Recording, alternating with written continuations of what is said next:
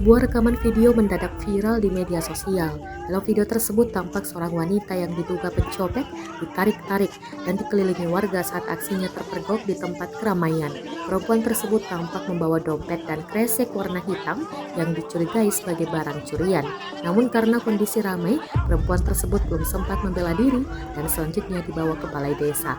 Sementara itu, perekam video tersebut menduga perempuan itu yang hampir tiap hari berada di pasar tersebut.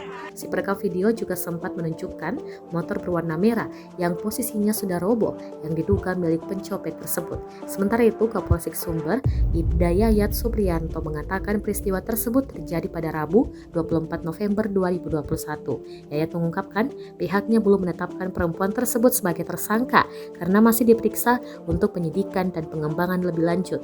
Kapolsek juga memastikan perempuan asal Pati tersebut bukanlah seorang pencopet yang kerap beraksi di daerah itu seperti yang dituduhkan orang-orang. Sedangkan untuk tas dan kresek hitam yang sempat terlihat dalam video tersebut memang merupakan milik perempuan itu.